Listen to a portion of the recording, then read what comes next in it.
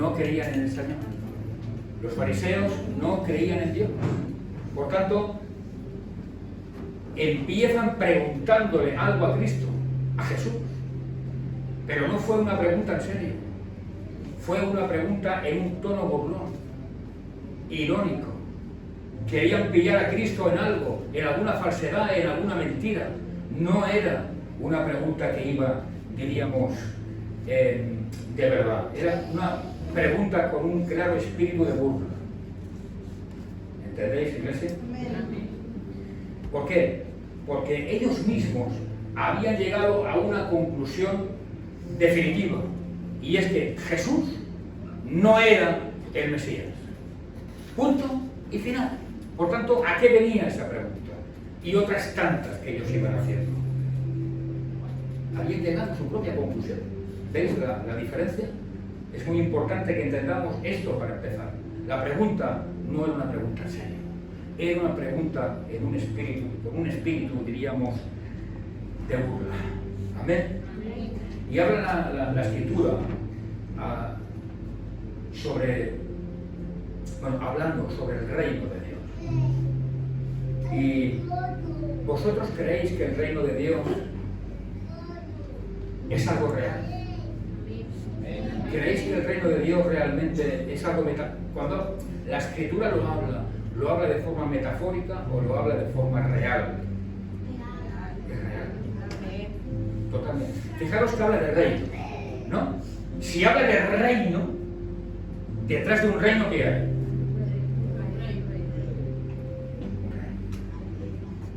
¿Y quién es el rey? Perdón. Jesús. Vale. Entonces voy a hacer una pregunta. Jesús, porque cuando habla, aquí sí que te voy a hablar metafóricamente, habla la Escritura de un reino. El reino simboliza, en este caso, metafóricamente hablando, tu corazón, tu alma, tu vida, ¿de acuerdo? Tu cuerpo, en definitiva, cuerpo, alma y espíritu, ¿de acuerdo? ¿Tiene el rey, en este caso, autoridad, libertad en tu reino? Amén. Amén. Sí, no me contestes.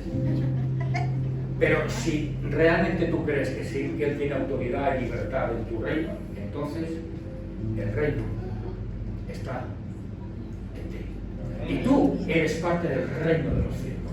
Pero si yo digo, no, el reino de Dios, o sea, el rey, mejor dicho, no tiene libertad, no tiene autoridad en mi corazón, en lo que sería mi vida, yo no pertenezco al reino de los cielos, ¿entendéis? Porque el rey no tiene autoridad plena en mí, ¿entendéis, iglesia? Por tanto, diríamos que el reino de los cielos es algo muy absolutamente real, pero más bien, cuando la Escritura habla del reino de los cielos, se está refiriendo a la obra invisible del Espíritu Santo en los corazones de las personas. Amén.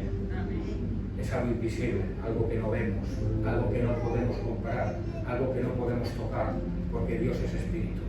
Cuando Dios hace la obra de forma, entre comillas, secreta, y transforma un corazón y un reino, deja que el rey de alguna manera sea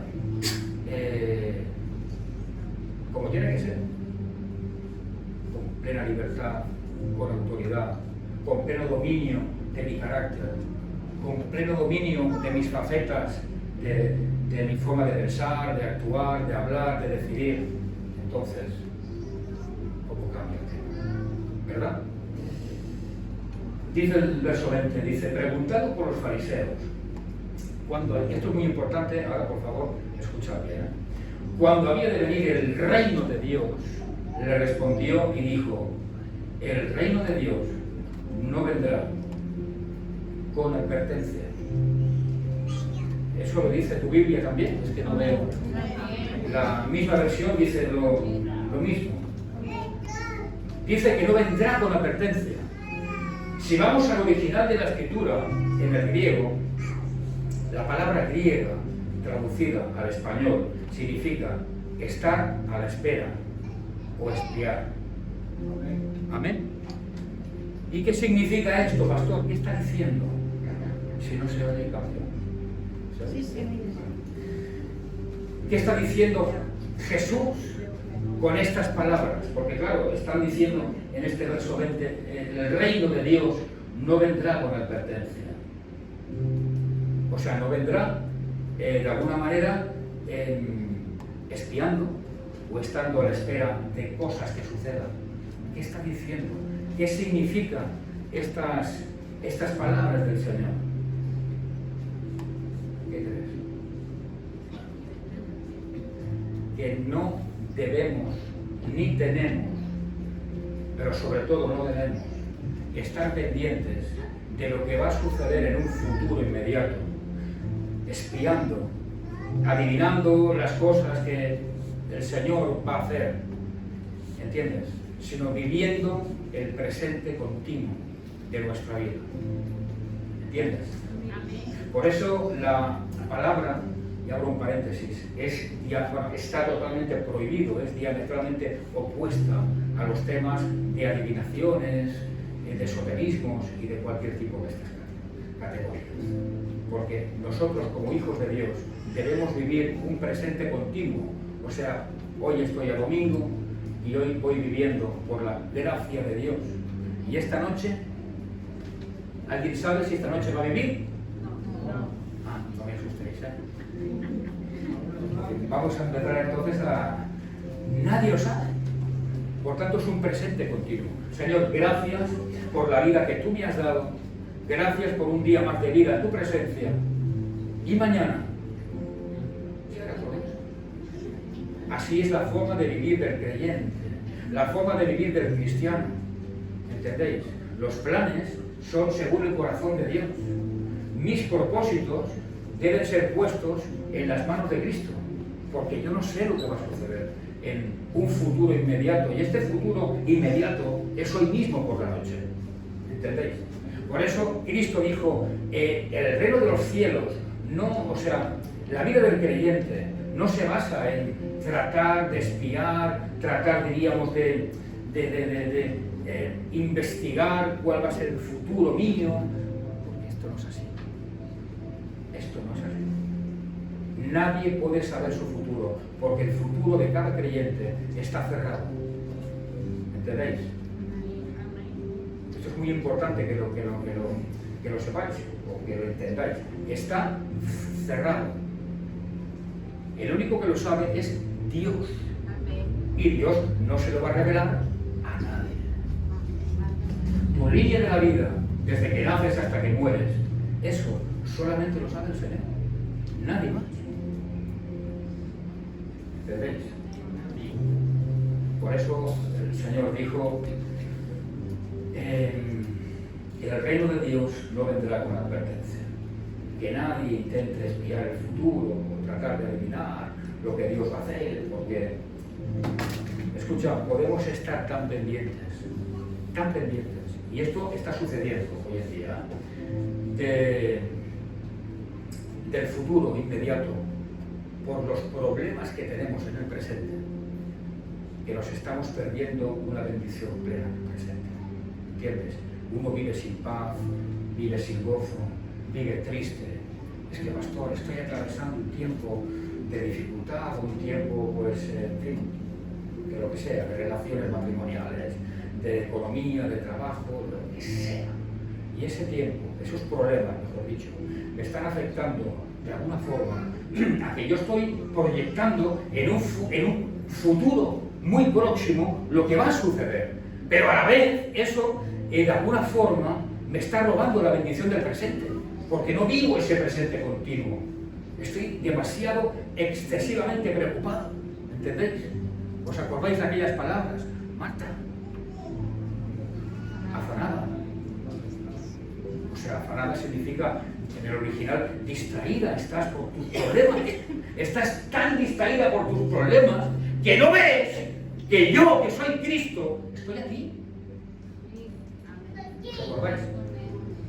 Afanada y turbada estás. ¿Pero qué te pasa, chica? Que soy Cristo y estoy aquí y no me haces ni caso. ¿Por qué? Porque esos problemas los proyectamos en un futuro inmediato.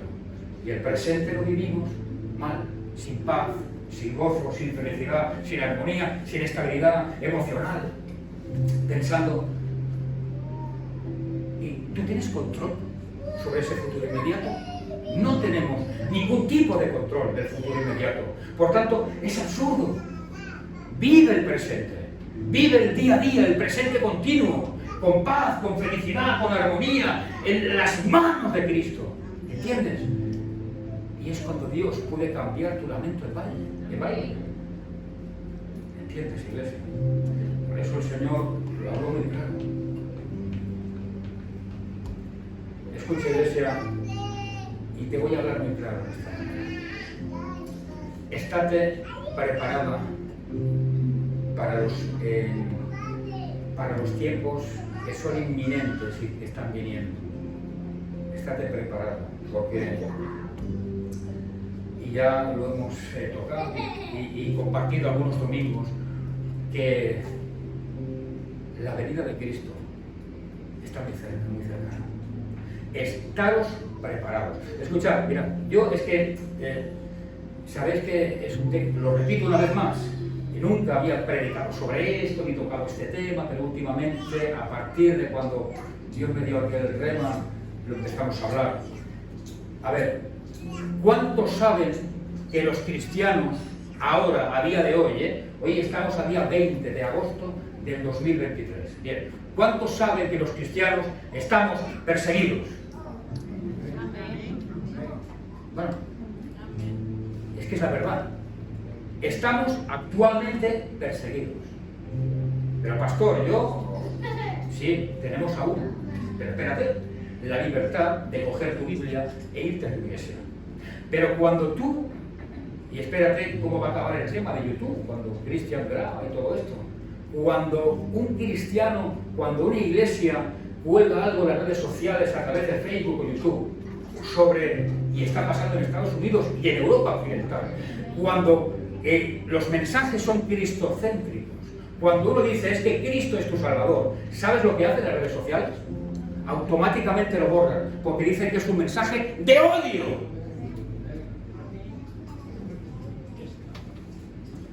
Estamos perseguidos. Porque antes yo podía compartir lo que quería, podía hablar. Cristo es tu Salvador. Y la gente te escuchaba, quien quería lo aceptaba y quien no lo aceptaba. Pero es que ahora decir esto es un mensaje de odio. ¿Pero cómo que de odio? ¿Por qué? ¿Por qué? Si yo predico de Cristo, voy frontalmente en contra de muchos lobbies que hoy en día están gobernando el mundo, que van en contra de la palabra. Yo no puedo, por ejemplo, decir hoy en día que estoy en desacuerdo con la eutanasia, o no puedo decir que estoy libremente en contra del aborto, o de otras cosas que no quiero entrar ahora en detalles. Eso hace daño, mucho daño, pero es lo que dice la palabra, y al hablar de eso es mensaje de odio. Por tanto, estamos perseguidos. ¿Y a qué me refiero sobre eso? Que estamos en los últimos tiempos, iglesia. Si es que es una obviedad tan grande que a veces los cristianos parece que miramos hacia otro lado. Pero es que esto está escrito en la palabra, es que no es ninguna sorpresa. ¿Entendéis? Así que estamos preparados. ¿Vale? Según el verso 20, no podemos estar pendientes del futuro inmediato, sino del presente continuo, del día a día, de lo que va sucediendo cada día, con paz, con tranquilidad, con estabilidad emocional, con armonía, de la mano de Cristo. Es lo que tú quieres, Señor. Gloria a Dios. Te guste, o me guste, o no me guste tanto. Pero si es su voluntad, voy a ir yo en contra. ¿Verdad que no? Y si uno vive así, con esta forma de pensar, vive mejor. No sufriendo de ese futuro inmediato que va a suceder. ¿qué pasará con esto? ¿Qué sucederá con lo otro? ¿Y este problema cómo va a resolverse? ¿Qué va a suceder? Es absurdo. Verso 21 dice, ni dirán, helo aquí o helo allí. Porque he aquí, esto es tremendo, iglesia. Dice, el reino de Dios está entre vosotros. Os dejo unos segundos para que meditéis en esto. Vuélvetelo a leer, por favor. Tienes ahí la pantalla, si no tienes Biblia, léelo bien. Este verso 21. Dijo Jesús, está entre nosotros. Pero la pregunta es la siguiente. Ya lo has leído, ¿no? La pregunta es la siguiente. ¿A quién le estaba hablando Jesús? A los fariseos. Los fariseos no eran creyentes, ¿verdad? Por tanto, el reino de Dios no estaba en ellos. Ni ellos estaban en el reino de Dios. Porque el rey no tenía dominio de ese reino. Sin embargo, Jesús habla de entre. ¿Lo veis? ¿En qué idioma está? A ver, lo que habéis estudiado, lo que estáis estudiando, teología. ¿En qué idioma está escrito el Nuevo Testamento? Griego. Ah, ¿no era chino? Es griego. Pues el vocablo en griego, el original, cambia. El término cambia, ya no es, dice, entre. ¿Sabéis qué dice? Dice en medio. En medio, o sea, Jesús dijo, el reino de los cielos está en medio de vosotros. ¿Por qué? Porque Jesús mismo era la personificación del reino. Él es el rey. Él era el rey y seguirá siendo el rey. Él estaba en medio. Quiero que entendáis esto. El reino estaba en medio de los fariseos. Los fariseos estaban a un paso de la salvación de su alma, porque tenían el reino en medio de ellos. Pero también estaban a un paso de la condenación, si no se daban cuenta de que estaba el reino en medio de ellos. ¿Os dais cuenta? Y tú y yo somos o no somos templo del Espíritu Santo. ¿Verdad que sí? Cuando tú andas por ahí y te vas a trabajar en tu ámbito laboral, o social, o familiar, o lo que sea, puedes decir lo mismo que está escrito aquí. El reino de Dios está en medio, porque en ti está el reino. ¿Entiendes? Y las personas que tú tienes a tu lado tienen el reino de Dios enfrente o en medio de ellas. ¿Entiendes? Tienen a un paso la salvación o a un paso la condenación. ¿Eres o no eres importante? ¿Eres o no eres importante? Porque si tú eres parte del reino de los cielos y cuando estás delante de gente, ellos tienen el reino enfrente o en medio, eres importante. Por tanto, tienes un deber. ¿Entiendes? Debemos entender que tenemos un deber. Tenemos, es cierto, esa autoridad, ese privilegio, pero tenemos un deber. ¿Os acordáis cuando habla la Escritura del corazón y del tesoro? Esa parábola tan famosa. ¿Os acordáis? ¿Vosotros creéis que es correcto que yo tenga un tesoro y que me lo guarde en mi corazón y no lo comparta? Es correcto. ¿Por qué? Porque si estoy yo en medio de gente y el reino está en medio de ellos, ¿cómo puedo yo ser tan egoísta y hacer que el reino no sea compartido? Ellos tienen a un paso la salvación y a un paso la condenación. ¿Entiendes? Iglesia. Por tanto, Jesús les estaba diciendo, el reino no está en vosotros, fariseos. El reino, fariseos, no está en vosotros, ni vosotros estáis en el reino. No, no os equivoquéis. El reino de los cielos está en medio de vosotros, porque soy yo. O sea, Cristo. ¿Entendéis? Porque ellos se creían con mucha autoridad. Ellos creían que eran mucho. Bueno, ya sabéis cómo eran los fariseos. Ellos creían que tenían una autoridad espiritual, pues, muy, muy grande. Y esa autoridad no venía de Dios. De hecho, el Señor le dijo en una ocasión, ¿os acordáis? Sepulcros blanqueados. Pero no quiero entrar en detalles sobre esto. Verso 26 dice: como fue en los días de Noé, así también será de los días del Hijo del Hombre. Fíjate, dice, comían, bebían, se casaban y se daban el casamiento.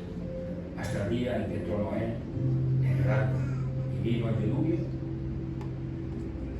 ¿Y qué dice? Exactamente. Y los destruyó a todos. Quiero hacerte una pregunta. ¿Había algo de mal en lo que hacía la gente en aquella época? Dice, en los días de Noé. Hacían esto. ¿Había algo de malo en esto? ¿Iglesia? No había nada de malo, ¿verdad? Pues sí, ¿había algo de malo en esto?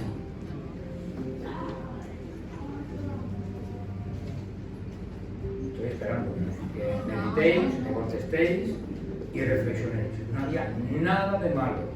Absolutamente nada de malo. Entonces, ¿dónde, pastor, estaba lo malo? ¿Por qué hace una comparativa el Señor aquí? Porque esta gente tenía tiempo para todo, tenía resolución para todo, pero sobre todo tiempo para todo, para comer, para beber, para casarse, para estar con hombres, con mujeres, para hacer lo que le apeteciera. Sin embargo, nunca, jamás había tiempo para Dios. Y Dios reclamaba su tiempo en medio de la sociedad. Os he creado, os he bendecido. ¿Y qué tiempo tenéis para mí? ¿No? Y sigue diciendo el verso 28, dice, asimismo, luego más adelante, en tiempos de Lot, dice, lo mismo, comían, bebían, compraban, vendían, plantaban. Mas el día en que Lot salió de Sodoma, llovió del cielo fuego y azufre. ¿Veis la diferencia? Aquí sucedía lo mismo. Estaban haciendo lo mismo. Dice, comían, bebían, pero hay una gran diferencia aquí, que la sociedad iba avanzando, como ahora, vamos avanzando poco a poco. Aquí ya no solamente se casaban, no solamente comían y bebían, que eso está bien, estarían un poco, sino que dice, compraban, edificaban y hacían sus proyectos profesionales de otra manera. Con lo cual, la sociedad iba avanzando. Pero había el mismo problema. Y el problema era que no había tiempo para Dios.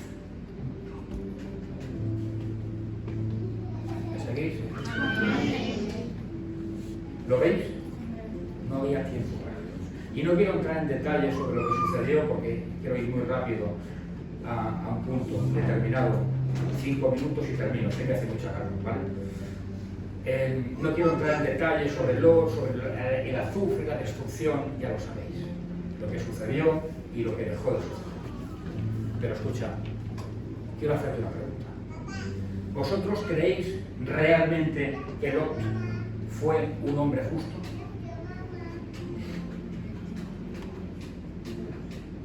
Aquí sí que quiero que contestéis con la voz, en fin,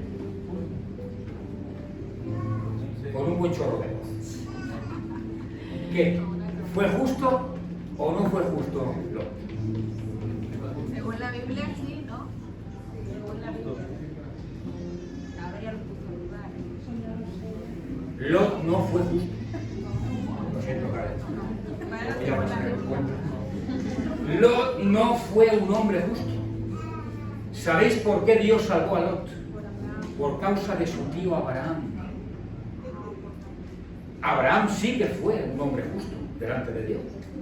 Y la oración de Abraham sirvió para justificar a Lot. Pero Lot, ¿qué va a ser un hombre justo? ¿Entendéis? Y tú sabes por qué vas a ser salvo. Por Cristo. Por Él. No porque tú y yo nos merezcamos nada. Lot no se merecía nada. Pero el Señor escuchó la expresión, la oración, la voz de su tío. Sálvalo, por favor. Y Lot fue salvado. Él y su casa. Y tú y yo vamos a ser salvos gracias a Cristo. Y la iglesia va a ser salva gracias a Cristo. Así que no dejes a Jesús. Yo sé que a alguien le va a sorprender esto, pero es lo que siento en mi corazón. Sé que hay gente, no sé si una, si dos, si tres, si 15, si 20, no tengo ni idea, no lo sé, pero sé que hay gente que piensa en lo más profundo de su corazón con esta forma de pensar. No dejes a Jesús, no lo dejes, porque solamente a través de Él puedes y vas a ser salvo. ¿Entiendes? Escucha, la mujer de Lot estuvo solamente a un paso de la salvación. ¿O no? Ya salía de ese lugar. Pero que ya sabes, aunque ella salía, ese lugar estaba en su corazón, de acuerdo. Pero ella físicamente ya salía. Estaba a un paso. ¿Por qué tuvo que mirar atrás? Estaba a un paso de su salvación. Y sin embargo, no se salvó. ¿Qué dice la Escritura? ¿Cómo podemos ser salvos? Solamente perseverando y creyendo en Cristo. ¿De qué me sirve a mí ser pastor? Es igual. Pastor o oveja, está exactamente igual. Si todos vamos a pasar por el mismo lugar. No van a haber dos puertas allí, una para pastores y otra para ovejas. No, allí pasaremos todos igual. O sea, eso es indiscutible. Amén. ¿Y de qué me sirve a mí? Y me pongo yo como ejemplo. ¿De qué me sirve a mí ser creyente durante 20 años? Si luego, como una mujer de Lot, miro hacia atrás y me quedo a las puertas de la salvación. ¿De qué me sirvió? Para perder mi tiempo, para perder parte de mi vida. Para eso disfruto y... ¿No entendéis? No dejes a Jesús, iglesia. Si alguien tiene este pensamiento, que no lo deje.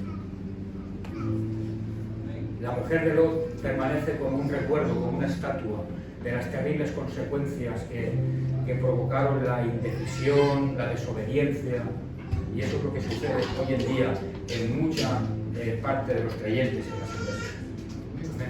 Amén. Estamos en los últimos tiempos, de verdad. En estos 10 años, y repito una vez más, en los últimos, ahora va a hacer 10 años que esta iglesia está abierta. La gente que me conoce sabe que yo jamás he predicado sobre esto, pero es que mi corazón ya estaba como en ebullición por parte del Espíritu para hablar sobre el tema de los últimos tiempos.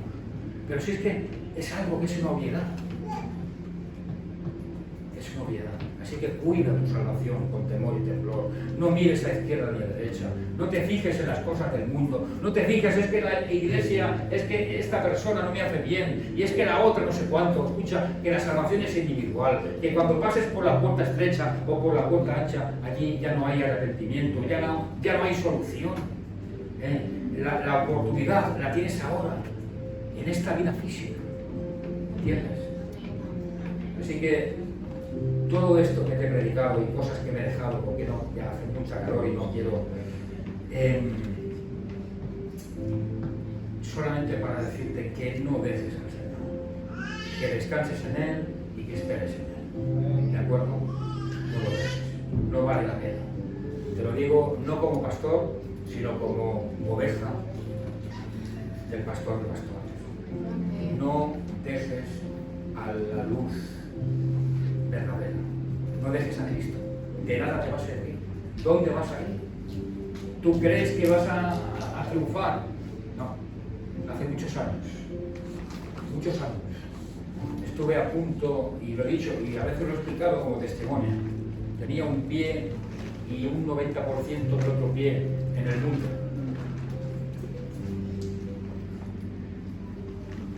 Y ahí me di cuenta de muchas cosas, de muchas. No vale la pena, no vale la pena, de verdad no vale la pena. Jesús es la solución para tu vida, para tu casa, para tus problemas, y el único que puede darte a ti la vida eterna, como Abraham, con sus oraciones, salvó la vida de Lot y de toda su familia. Luego la mujer murió. ¿Veis? La salvación es individual.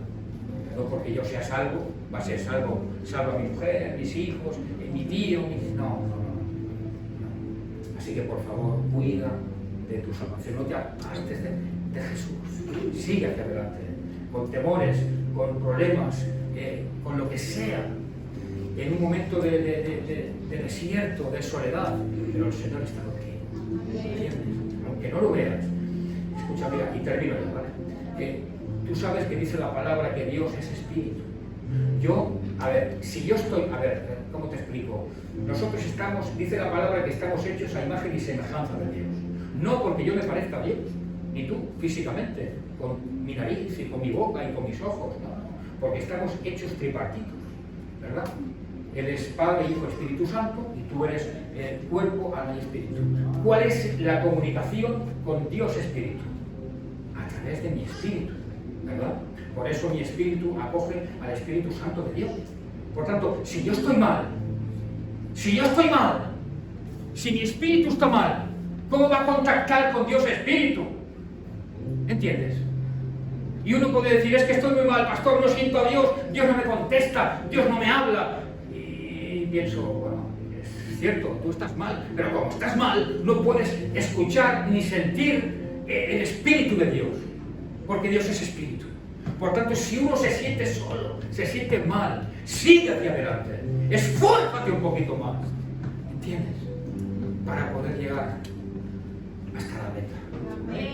Esa corona de vida. No vale la pena dejarlo. Sigue hacia adelante. Amén. No dejes a Jesús. Señor y Padre, quiero darte gracias